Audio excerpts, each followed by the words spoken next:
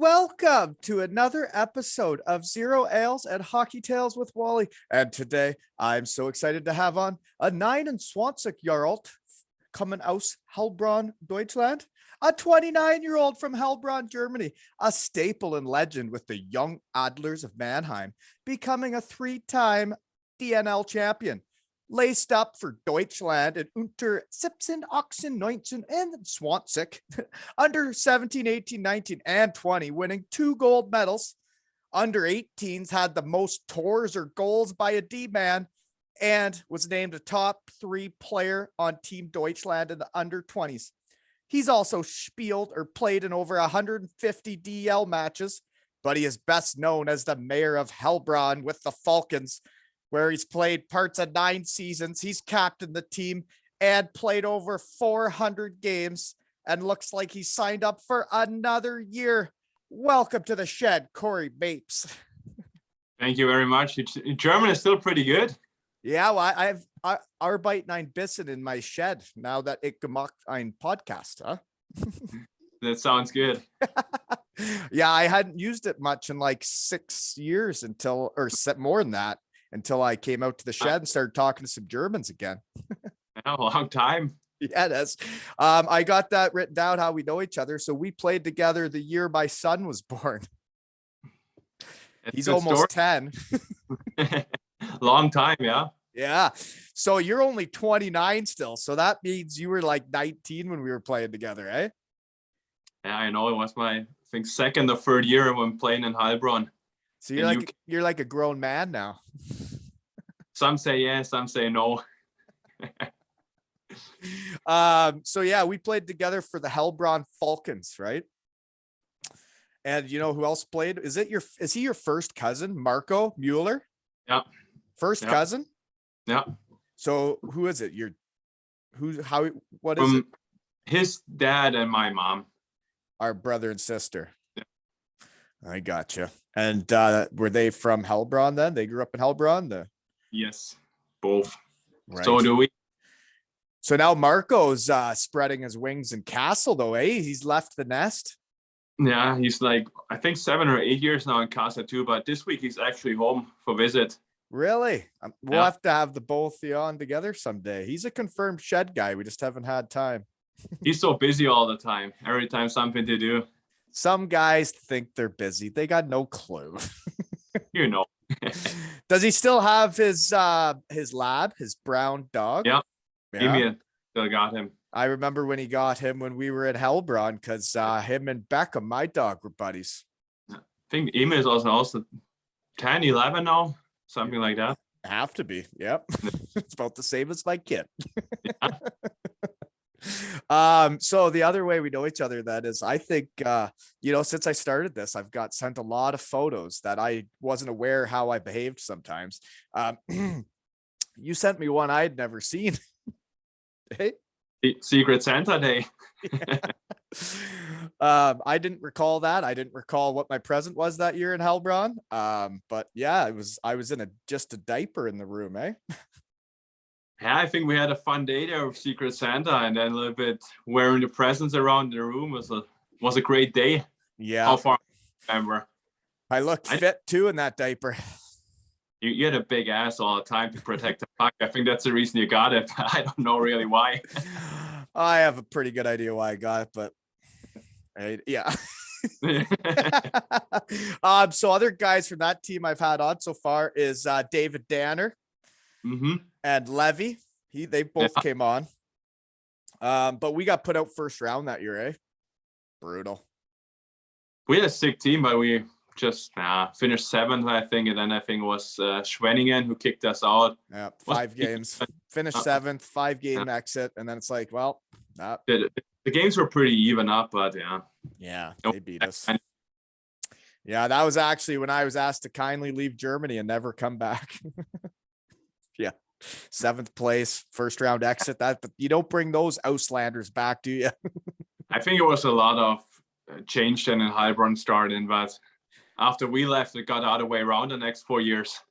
Yeah, well, a coach we had became the GM for the next team and like picked the new coach, and obviously isn't going to bring back the players that got him fired. Oh, and I think that wasn't working out well. So yeah. it's So anyways, we'll get into this. So where and what are you doing now? I'm in home, Schweiger, and it's like 15 minutes from Heilbronn. Now summer practice already started. We have a small workout crew here, so we're working out every morning. Marco's here now, so the rest of the day we meet up. Lunch, yeah. Or I guess it's 6. So you're training. You're already training for next season. Didn't you just finish? Oh, it's a little bit ahead. 4 weeks ago we finished already. So 4 weeks, eh? So how far did you make it? I saw you played 13 playoff games. Made it to the semifinals, and then we lost against Frankfurt. They won the championship. How many games? 4-0 to them, but Frankfurt hasn't lost a game in whole playoffs. So, but for us, sound like the beating I'm Steelers of 2009 when you were there back in the days. Huh? Yeah. So Frankfurt, do they have what's the guy's name? Mitchell, Adam Mitchell. Yeah, he's still playing, eh? I think he retired now after that, winning the championship. But he was injured at the start of the season, and then he came back, and he was a pretty good ad for them, pretty huge for them. Like lots of. He's been doing it for a long time. He's just from just down the road here, Port Elgin area. Yeah. Anyways, so you guys lost 4 straight to them, but I saw you guys had some players, eh? That Jeremy Williams, he's been over there a long time, doing well. Yeah, pretty good player. He knows where the net is. He knows how to score. Yeah, he sure does. Really on-timer. So for us, it was great because we finished 7th, so we had to go through pre-playoffs. So we beat Landshut. Then we beat Schwenning was our year. We beat Dresden, the 2nd seeded team. So it was pretty good. The 7th seed Heilbronn won this time. Yeah. Wow, that's so. How many games was that in? Against Dresden, we will win in 6 games. Nice. So what kind of role are you playing these days now that you're all grown up? Are you Überzahl, Unterzahl? Unterzahl. Yeah, genau. Yeah, you're a penalty killer, eh? Doing the dirty stuff. Yeah, blocking shots. For the boys. Yeah, so then you guys have a pretty good team though, then? Like, is it still kind of the same? Like Heilbronn's kind of middle of the pack or what? Yeah, the league is getting closer and closer. Lots of, also with the new rule they got in DL, because they need to have more young guys up there. So a lot of really, really good guys are playing now in the 2nd league. So what's the rule? They need to have more young guys in the DL. Yeah, I think you need 3 under 23 players now. Yeah, so that gets rid of a few of the 4th line guys that have been around forever, right? And then they come down to the 2nd league and probably are pretty good. Yeah, or like Willie, who got down, you could actually play it this year DL too, but for us it was a. Who's that? Who was Jeremy Williams? He was sick. Yeah. He could still DL like last year. 62 points in 46 games this year, eh? And he's like, isn't he like my age? 38, 39. Yeah, man. Alta Aya. That means 30. Old balls, folks. Alta Aya. Old eggs. I saw this year though, your team had 5 goalies on that played a game. You had a Russian, a Swedish guy, and 3 Germans. Yeah.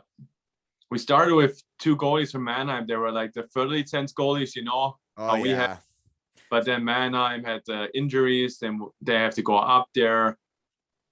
Then one our goalies was injured, and we picked up that Russian German, but he was just loaned from Schwenningen, so he had to go back. Then one time we had a COVID situation, we had no goalie, so we got that one goalie from the Jungadler.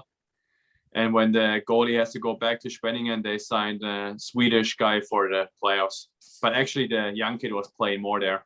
Yeah, I saw that the German played the 10 games, eh? That's pretty good. Anyways, so Ernst Rupp isn't there anymore. So who's running the show at Heilbronn these days? Now we got a new GM. Since Ernst Rupp left, there are like a lot. I've been a few guys go through, eh? Attila Ehren was there. There was Stefan Raab, Timo Ruf, and now there's a new guy, Marco Merz, his name is. But I just met him by saying hi, so I don't know. But does he buy the guten Schlagers? Does he buy the good sticks? I hope the new one is buying the good sticks. Like Ernie all I gotta say to you, buddy, if you listen to this, buy the good sticks. If you pay for goal scorers to come, buy them the good sticks, because then they can shoot it where they want to. I'm just saying, my time in Heilbronn, you'd give me the curve I want, but then you'd buy the cheapest version of that stick and it doesn't work right. That's why the good sticks, they shoot it way harder. And you was just changing your sticks on Thursdays, you remember? Because then we have the good sticks for the weekend. Yeah. You can't be using the good sticks in practice. They were like the legit practice sticks where you have to use them like almost broke. He wants to spend money all everywhere, but yeah, was fine. My favorite stick story with the guy that ran the show there, Ernst, was when we were at Heilbronn, and like we said, we had a really good team. We had signed a good team with shitty schlagers. But he comes down and he's got this really fancy, nice stick that someone's given him. That's actually like a top of the line stick. And he goes to Michael Hackert, who's our top scorer, our superstar, comes back to his hometown from the DL. And Ernst comes up to him with this really nice new stick and says, "Hey, do you want to give this a shot tonight? Do you want to try this one out?" And it was a right-handed stick and he shot left. He didn't know which way his best player shot. Ernie was something else. I still remember when, I don't know, it was our year, a young kid from juniors came up to practice for preseason and his stick broke. So he got to Ernie and asked for new sticks too. Like, can I get one stick? And he said, "Yeah, okay, come on, we go in the back room." Then he asked him, "Yeah, what do you play?" And he likes kind of Sakic or Drury curve. And he said, "I don't have Sakic or Drury. I just have left or right sticks." That's Ernie. That was Ernie. He said the stick didn't make the player. Well, the stick sure helps the player, Ernst. But hey, if you don't know, you don't know. I'm just trying to educate you, Ernst, if you listen. I've never seen him anywhere around. He's probably playing some golf and enjoying his life. Nothing to do more. No. He took over the team, right? And then his son would come out for practice with his fancy skates on. And he had the good schlagers. Better than ours. Yeah, his kid had the better sticks than the team, that's for sure. Okay, anyways, moving on then. So you got a Frau yet or no? Girlfriend, for 6 years. 6 years. Where's she from? Heilbronn? Heilbronn, yeah. Hometown gal, eh? Okay. What else do I got then? So growing up in Heilbronn then, how'd you get into hockey? Was it from watching Marco get into hockey and he's 2 years older? We pretty much just started the same. Like me and my parents, we went often to public skates. You know, my dad is American, so he liked to watch hockey games. So we were there watching some hockey games. And did I know your dad's American? I don't know if you remember. So and then one day I said, "I want to try this too, Marco too," and so we started playing hockey. Yeah. So your dad's American. Where's he from? From Rochester, New York. Really? My cousins were just in town this weekend from Rochester, New York. So how'd he get over there? Was it from ice hockey or like the army? With the army, the military, they had their base there in Heilbronn, and then I gotcha. Yeah, then met a German gal, eh? Next thing you know, there's little Corey Mapes. True. Yeah, okay, now I got it. Okay, so then did you grow up playing Heilbronn minor hockey? Because I don't remember there being very good minor hockey in Heilbronn. Till I was 11 or 12. Then I went to Bietigheim. I saw that. In juniors, I had a way better program to Heilbronn. I was just 30 minutes away from each other. I was 3 years in Bietigheim, playing there the Schüler Bundesliga. And then because that would have been right before I played in Bietigheim. So did they have like the trailer out the back of the arena with the weight room and like stuff? Yeah, they were building it up there that time. Yeah. There was pretty cool little trailers out back where we'd play two touch. Yeah. And then so to leave Heilbronn to go to Bietigheim, obviously Heilbronn's isn't very good, but are you allowed to just leave? You're allowed to just go wherever, or do you have to get released? No, in juniors you can just leave wherever you want. Really? It was like every time, like you can say 5-6 guys from Heilbronn in that age was going to Bietigheim because they had a better program for juniors to play in a higher league. So It was like they had. That's why I was thinking it's hard for Heilbronn to ever have a good minor hockey if everybody just leaves, but yeah. So, okay. I saw you were playing at Bietigheim. So some of the names that that stuck out was there was a Philby on your team and a Naud. Those are Ken Philby, right? That used to play for Bietigheim that I met over there. And then Naud would have been the coach's kid. Yes, both the kids of those guys.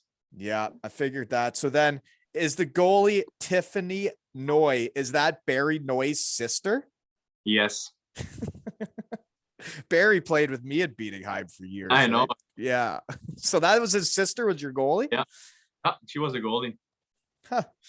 Interesting. Yeah, those were the names that stuck out to me. So what was it like that traveling to Bietigheim to play junior? So you go to school in Heilbronn and then just go there to play hockey then? Like I said, it's just in half an hour away. So it was pretty okay. And like I said, I know how far away it was. When Bietigheim told me to kindly leave, I just moved down the road to Heilbronn. Easy travel. Yeah. Okay. So you do well there for the 3 years. And then, do you get recruited to the Jungadlers of Mannheim? Yeah, kind of. They were looking for players and then they asked me if I want to come. I had no idea at that time about too much Jungadler and those stuff. Because there was like the Baden-Württemberg Auswahl, from the area. The Baden-Württemberg's like the province, right? Yeah, province teams. And we were in there and they were recruiting those players. So yeah, I said yes. I went to Mannheim. Yeah. Well, why wouldn't you? So is that right when they're starting this program that they have now where they're just pumping out players? Yeah, kind of. Yeah. Yeah. Because you guys signed so you go there for 3 years and it's like all hockey, right? You live there now and then it's hockey and a bit of school. They do it good. You go to school, but they say 50-50 school and hockey. But when we have like games or travels, we get off from school. So we have also extra teachers who helps us out then when we miss something. So it was pretty much all hockey. But they would took care too that we finish our school and stuff. So do your parents pay for you to go there or? You have to pay a certain amount then to be there, but it was kind of calculated on the income from your parents. So it was not for every kid same, was a little bit in a region, but every time a little bit different. But so that's where Dreisaitl would have played, right? And all those guys that are coming up that all these Stutzle, right? Were they all done this? Yeah, they all went there to Mannheim to play there in the junior program, and then. You guys just destroy everybody, eh? There's not even they must just crush everybody. Other teams were still good players. I remember Landshut when I'm 92 born. Landshut had Kühnhackl and Toby Reeder. Bremer, they had also a really sick team. But yeah, we figured out to win. Yeah, Kühnhackl, he was the guy that when I've taken Colby to NHL games, I've got a hold of Tom through Abshi, and he'd come up and meet us after the game, and we went 3 or 4 games of his, and the Islanders, the Penguins, whoever he was playing for was my kid's favorite team for years. And it's the powerful what a guy can do to a kid by just giving him a signed hat after a game. That's true. Yeah, changes lives. Anyways, so what do I got here? So there's a lot of good coaches and everything while you're in Mannheim, because I remember when I was with Heilbronn and we'd go to Mannheim for training or our preseason, and they had iPads out, and I'd see the real team out there practicing, and they had all these iPads and the technology, and I was like, holy shit! I'm glad we don't have all that shit. Back there, the iPads were more for the goalies when they did the goalie things. They took videos of that, how they move. For us was but still, for that time was like doing video and stuff. I never did video before when I was somewhere else, so it was a lot of new stuff. But Yeah, I hardly did any video my whole career, like ever. Now it sounds like it's a big deal. I never really liked it. But some of the guys you were there with, so small world here. So Mooseburger. Yeah, he played with me at Bietigheim for a year. And then obviously Igor, remember Aki? I used to call him Igor. Yeah. Alexander Ackerman. I called him Igor because he reminded me of Igor Larionov. He was good, but then I think he quit pretty early to do his study and go to work. I think he was pretty smart kid. So he seemed like a smart kid. Hockey, I'm done. I study and do a nice job where I can earn good money. So what do you think you're going to do after hockey? You going to stay in hockey somehow? Good questions. I still hope I can play another 3, 4, 5 years. Well, you're only 29, man, right?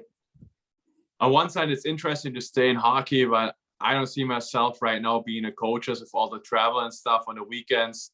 I think once you get in a point, you want to get time with your family and stuff. But yeah, for sure. I mean, you know how quick things can change around. So let's see. Yeah, you got time to figure it out. So then Marco was with you though in Mannheim as well, eh? Yeah. And then Richard Gelke. Yeah. Also a Falken with us. But so your last year with Mannheim, you ran a muck, if you know what that means.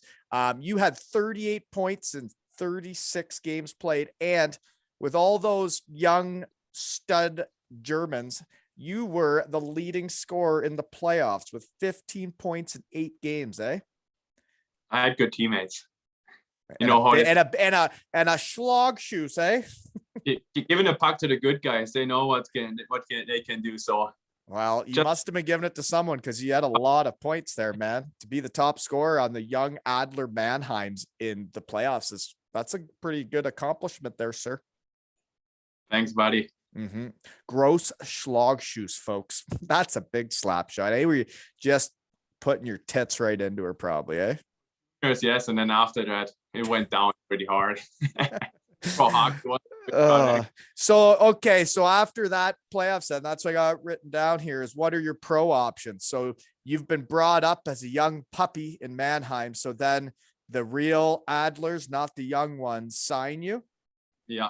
Then they signed me, and I was then with Heilbronn that Fertilitz stuff when they loaned those guys down. So basically, it's like a 2-way contract, right? But is it you get paid the same amount no matter which team you're on? Yeah, I think if you play Mannheim, you get a playing bonus a little bit. So if you play there, you make a little bit more, but it's not that much more. So yeah. Yeah, so it's basically like a 2-way contract, but you were with Heilbronn basically for. Yeah. So was that a 3-year deal you signed? I signed a 2-year and then I re-signed another year with Mannheim. Okay.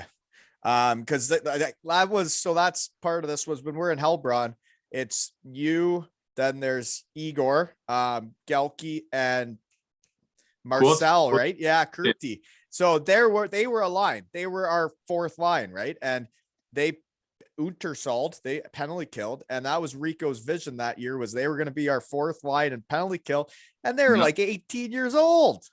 That's a big task when you're going up against a power play full of Auslanders or imports in the second league, and your 18-year-old Germans trying to penalty kill, right? But they put a lot of effort in blocking shots and all those stuff. Oh, they did well. No, they weren't out of place. They were all good young players. A breather on the bench. Huh? I did need a breather. Yeah. On the bench. But that was my first year not being on the penalty kill was the year he said that the young guys were going to do it. And you know what? When you want to be a part of everything, it's hard to do that. But then once you get used to not having to block shots, it's like, oh, this is all right. Yeah, true too. Okay, so then you made Team Germany though through that time. So you made it in under 17, 18, 19, and 20, eh? So you were on the German national team a lot. So what were your favorite tournaments, or where'd you go that was cool? I would say even on the 20, we got relegated that year. Oh, yuck. That's tournament because under 18 was the B group. Then under 20, the second year was a B group too. Like the first year under 20 was in Buffalo and Niagara Falls, so it was pretty funny there. Even we had Did you play Canada? USA. We played. Who's on that team? Oh, was there any good? Nobody remember any superstars? All the 90 from Canada was that Brayden Chen was the top scorer of the tournament. Okay. We didn't play the Russians, but Russians had that Kuznetsov, Tarasenko, Orlov. Yeah, they would have been good then. I know my age group, right? I don't know the 92s. It's too many age groups to know. Okay, but so you won the gold then when you were in the B pools. The 2 golds were B pool moving up to the A pool. Yeah. So who do you beat to move up then? Under 18, I think it was like we played Great Britain, Poland, Belarus was the best team to beat there, and under 20 was the best team. Like Norway was down too, so we had to beat them to go up. I wonder who's 92s for Great Britain, because they're in the A pool now for the World Championships, and those are all my buddies, right? So I bet you I knew some of those guys you were playing against. Weird. Oh yeah, weird when you talk around your shed. But so those teams you did have Toby Reeder and Kuhnhackl on, and you also the goalie was Grubauer, so you guys would have been pretty good.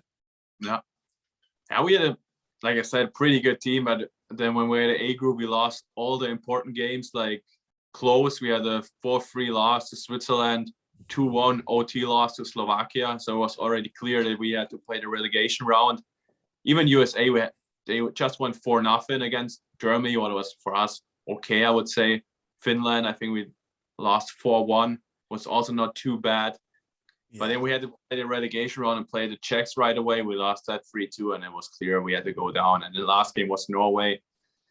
Doesn't matter anymore. We both were down. So right, yeah. Wow, it's still cool you got to do that, right? Yeah, yeah. And all the atmosphere and stuff was pretty cool there. For sure. So what other countries would you have gone to though? You went to Buffalo. If you're in the B pool, you go to different countries, right? Under 18 was in Poland, but under 20 the next year after was in Germany. We played in Füssen there, that tournament. So the under 20 B pool was in Füssen. Yeah, I'm trying to think if I've been in the Füssen arena. Home advantage. Oh yeah. How many seats are in Füssen? Did you have got crowds to that? Yeah, normal, like 1,000 or 2,000 for a good game. Okay. So anyways, then your 3 years in Heilbronn, you guys were pretty good all 3 years, eh? The first 3 years. I mean, when you're first starting pro. Yeah, first 2 years we finished, I think, second every time. And then when you came, we finished just 7th. So I don't know why, but no, we had a good team. Oh. No, you guys did have a good team that went by the good Schlagers. But I played Heilbronn in the playoffs with Bietigheim my first year, but I guess that would have been before your time. For my time, yeah. You're still too young of a puppy. But Rico was your coach the whole time there? Rico Rossi? Yes. Where's he nowadays? Oh, he was actually in Hungary and Romania. He won the championship there with that best team there. I don't even know speak out that name, but he was there. This year he was. Yeah. Huh. Okay. Well, so yeah, some of the guys that were on that team we played with, I guess Marco played with us our year in Heilbronn, but he also played 4 games with me in Bietigheim the year before. Did you know that? I know that he in Bietigheim, yeah. I think he was with. Okay. So anyways, you did play 3 games for Mannheim. So that's all you got in those 3 years was 3 games with Mannheim. What was it like playing your first one with the big boys? Pretty exciting. Yeah, because you've been watching them as the young Adlers for 3 years. Then you're finally getting the call, eh? Yeah. It was pretty good. Like I think it was 7th D, so it was not too many of ice time, but getting out there was pretty fun. Yeah, so you ended up playing 3 games. But did they talk to you at all like those years you're at Heilbronn, like if they're going to bring you up at all, or is it just if people get injured? Yeah, we were there too, like when they need practice players or working out there. So was more, if they needed us, they talked more to us. If not, we could do our kind of own thing in Heilbronn. They were not too much watching, but was okay. Yeah. I remember. So you guys did have to do our practices and training as well as some of theirs practices, right? True. Yeah. Because we practiced in the afternoons or nights, right? That was the one when I was in Bietigheim, we practiced in the morning and you're done by noon and you're like a real pro hockey player and you got the day to do whatever. And then we went to Heilbronn and you're waiting around all day to practice at 4:45 at night. It drove me nuts. I'm happy that it's not anymore like this because I can imagine that just sitting around waiting for practice. You couldn't go do anything really because you got to get back for practice. And like when we had Kabine Fest, we could sleep in the next day. You sure could. Only yeah. Yeah, you could sleep in after Kabine Fest. We didn't have that many that year, but no. We had a lot of different guys on that team. And you think of the NHL guys that came in because of the lockout. You had the normal imports we already had. We had like 5-6 goalies that year. And all the, what were they? Slovaks that came in at the end of the year. There's a couple of them too. Yeah, that's true. Yeah.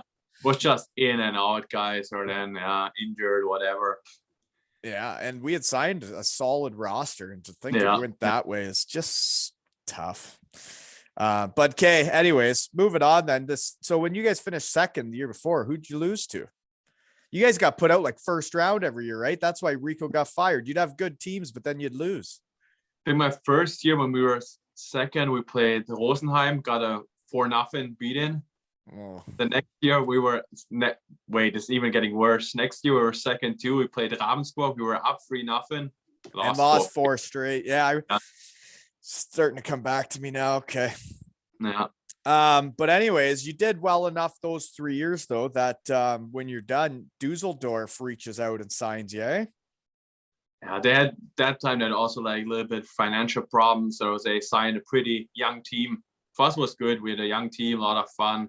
We were finished last, but we had a lot of ice time, a lot of experience. Were you playing for Christian Brittig? Yeah. Did you had fun, you said? We, the boys, had fun with him. It's a different story, but we as a group, we had fun. Yeah, for sure. And Hotham was on that team, eh? Yeah, I think he has also not too much good words about Fredrik to say. I don't know. You know him, but you played in Cardiff together, right? Yeah. I don't think he liked Brittig that much. You had Brittig too, right? Oh, yeah. Oh, yeah. Yep, I did. Yeah. So all the 400-meter runs in summer. The running in the summer was wild. And then realistically, I'd say that my biggest issue with him was how he dealt with injuries with people and like, man, mentally what he would do to some guys. But he was personally not pretty good. But yeah. He was good with you, did you say? No, he was personally not pretty good. So he was a hard conversation. I don't think I could have him in the shed and talk to him. Don't think we're doing that. Not an idea. I don't think we're doing that. So did you sign? How many years did you sign when you go to Dusseldorf? Did you sign every time one? Just like I said, they had a little bit problems financial wise, so it's just 1-year deals. Okay, so then when Brittig he got fired after that year, I guess, when you finished last. So then you got a new coach, but then you got some other shed guys on your team. Rob Collins. Yeah. What did they call him there? The professor or the wizard or something? Professor, yeah. The professor. He was unreal player. Also like a great guy in the dressing room, but he was so good. Fun fact, he just won Coach of the Year with my junior team, the Elmira Sure Kings, where I'm from. He's coaching the Sure Kings, where we both played, me and Rob. And he just won Coach of the Year in that league. That's great. Yeah. Episode 58, the professor. He has a big hockey IQ, so I don't even want that he gets Coach of the Year. He knows what he's doing. I tell you, in the summer skates, like if I ever could get my skates on and skate in the summer, he was the guy I would hate playing against the most because he would make you look so stupid when he'd skate through the neutral zone. Yeah. And it was upsetting. Yeah. So other guy, Chris Menard. Mm-hmm. Yeah. He was on the team too, eh? Big guy. Paul play a lot of net fronts. He won all those battles. I think good shot too, eh? having him on our team was nice because he was going hard everywhere, like forechecks, throwing the bodies.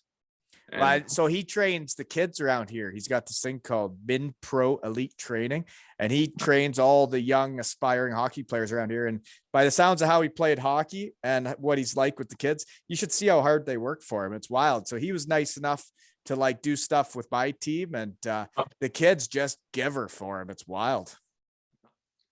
It's good, man. You know how guys are when they do everything for a team or for other guys, he will do the same for them. So the kind of guy he was. So yeah, I can see the same guy, like working hard, but also rewarding them the kids for what they do. Yeah. So then by your third year with Dusseldorf, were they getting more money? Because Collins wouldn't have been cheap. Neither would Bernard. Yeah. We like after first year, they got a little bit more better financial wise. So, but I think too, they did the right pickups. They picked up the right player. So yeah, those are a couple good ones. And then the goalie, he is now a big superstar in the UK, Besco. Yeah. He just ran amok with Belfast Giants this year. He won really DL goalie of the year that year. Yeah. He was sick, and he could also play the puck. Like if they dump it in and he gets it, you don't have to go to the puck. You just offer as a D-man and he will just throw the puck on your skin.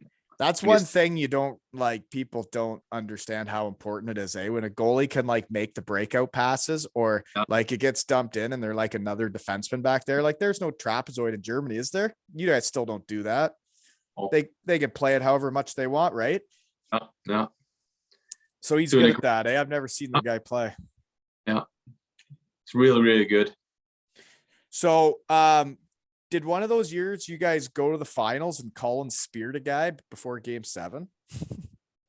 No, there wasn't with us. I think he was in Cologne that year. That's when he speared a guy. We just made it to the semifinals. Well, that's still pretty good, but Dusseldorf's a hell of a city, eh? Yeah. Really, really nice city. Yeah. I went there to visit Justin Kelly, and there's a lot to do around there. Wasn't every time too great for us young kids, hockey-wise, but there was a lot to do, but we enjoyed ourselves. Well, yeah, if you're in last place, you at least got to enjoy yourself somewhere, right? If you're not going to be enjoying yourself on the ice, then. It's true.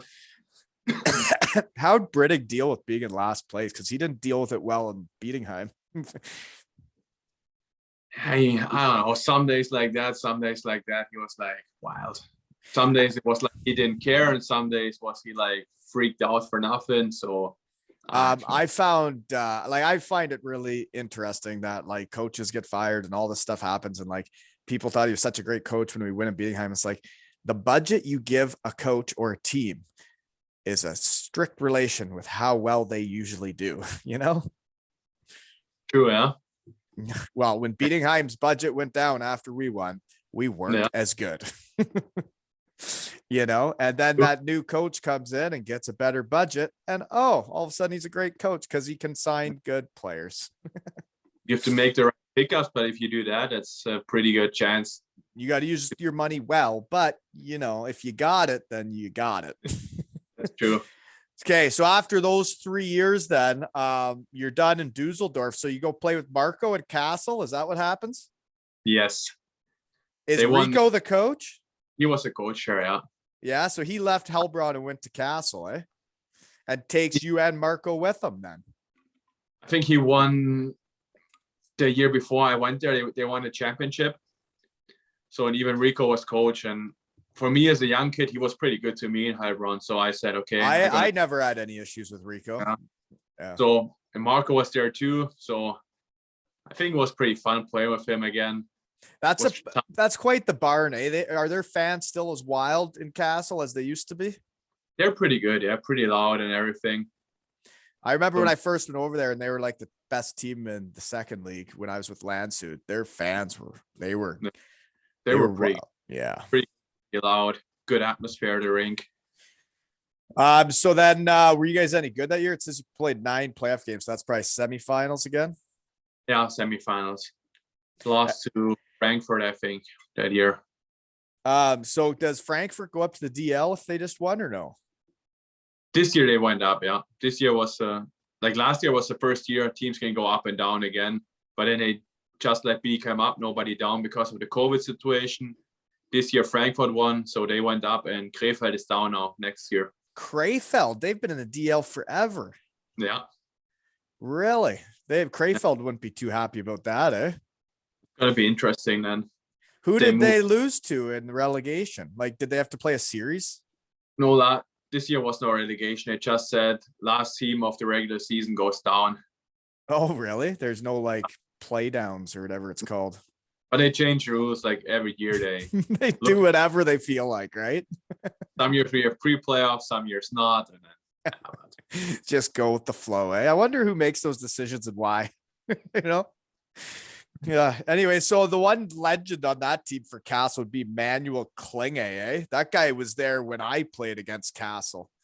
Yeah. I think he was there forever. I didn't even know if he has another team or just played in Kassel. And he was like the captain, like, yeah. Didn't he become a coach or something after? I don't even know. He's the team manager there now. Right. I knew he did transition to somebody. He's like the mayor of there, eh? Kind of like you in Heilbronn. I still have to get a little bit more games and more years into the game. So I saw the picture of you played 400 games with Heilbronn. How long ago was that? 3 years at the start, and I was away, and now it's my 6 years again, I think. So 9 years. Okay. Okay, 1 second here. So anyways, the Falkens did something for your 400 games, eh? Yeah. I got a nice poster, a quick ceremony. Was pretty nice. Do you have it hanging on the wall or no? Standing next to the TV. Ah, nice. There you go. You got to keep that stuff. You'll want it someday. Yeah, it was pretty nice. Like just a small thing to recognize, to say thank you. I liked it. Was pretty nice. Sure. No, it's always nice when they do things like that. And you've been there 9 seasons. That's a long time. Yeah. And it's your hometown. Yeah, that's true. Yeah. Yeah. So it's interesting how many GMs they've had. And, you know, because new GMs that come in, they want like their own guys. They want to change things, but that you're still there and get through it all is, I'd say, a testament to the teammate you are, you know? So there you go. Yeah. Thanks. Yeah. Well, that's why you're a shed guy. That's why you're one of the first guys I reached out to. I remember how many shots you blocked on the Unterstall as a 19-year-old. Yeah, that's true. I like blocking shots. I'm one of the only guys who likes it, but well, you need those guys that like it, you know? It gives me a boost too. I was really good at it when the games were close and it was a big game. When the games weren't close, I wasn't as good at blocking shots, you know? Yeah. So was it Margaret and Klaus that help out with the Falkens? Are they still around? Margaret, she retired this season. I think she's in retirement now. So because she was there forever. Margaret was already there when I started playing hockey as a kid. So she was there forever, doing something around the rink, helping around. Yeah. But she was the one that came to pick me up from Bietigheim and give me the lift to Heilbronn in the van. But now a lot of new guys, new people in. So yeah, but it doesn't change that much. You still have a ping pong table. Yeah, but it's not in a room anymore. It's like in a back room now because they changed a little bit of setting. So we have a small weight room. There was a ping pong table before. Okay. So, yeah. So you don't get to play ping pong anymore before games? No. Who is the coach there now? Jason Morgan. Jason Morgan? Yes. Is he Canadian or American? Canadian. He was playing also in the show. Oh. He was coach in Denmark, Hungary. He was a pretty good coach. He's a nice guy. He's coming back next year? Yeah, he's back next year. He's pretty good to us, to his players. That's like good. So I saw that you did become captain for a year, but now you're not the captain. Is that right? Yeah, 1 year. Was another coach, you know? One coach named you captain, and then the next guy said, "Nah, next guy." Yeah, like that year I was captain. We had not that kind of experienced team. Didn't do as well. Yeah, I didn't do as well. And then this year like we brought some experienced guys in, like Williams was coming in, Blackwater, or Fisher, who was playing long-time DL, who was then our captain. So put me as assistant captain, and then I felt pretty fine. Fisher, the D-man? Yes. I remember him. Was he a little right-handed shot D-man? Yeah. Yes. He was a good young player when he played for Heilbronn, I think. Didn't he play for Heilbronn for a little bit? Yeah, he was like also in the Mannheim program. Then he played for Heilbronn. Yeah. Than me. Then they went up to the DL. I remember there was a few of those guys, and then that other guy that did the same thing became like the captain of Mannheim. That Kink, right? Yeah. I remember playing against him when he was just a puppy too. Then Fisher played forever, like in the DL, and then this season he came back. Right. So was a good choice. Okay. And just to make me feel really old, did I see you played with Luigi Calci's son, who has the same name? Yes. Yes. Last year he was up there with us because we had a lot of injuries, COVID problems, and then he was in the junior program of Mannheim, and then he was coming up. Even when they fired a coach, and Louis was assistant coach coming in for a couple of days last year. So his dad was teaching the kids in Heilbronn when we were there, and he was our captain, right? Yeah. So now his son is old enough to be playing pro games, eh? Yes. I think his son is 18, 19 now, something like that. Yeah, makes me feel old. But yeah, no, Heilbronn was a nice town. I really enjoyed my season there. We weren't as good as we should have been, and there were a lot of injuries. And like we said, there's like 4 or 5 goalies on the team, right? Do you remember when Fabian Krul win a net when both goalies got hurt, and our forward played goalie? Yeah. I think he had every job in the whole organization. He was like D, then he was forward, then he was goalie. Yeah, I think he'd even sharpen the skates. He'd do anything for the team, and that's just the type of teammate you need, though. But he was good. I think we played kind of then a man on man, and he was not getting a goal against anymore. It was like we lost at the end, but it was a great day for him. He didn't let in a goal when he was the goalie, right?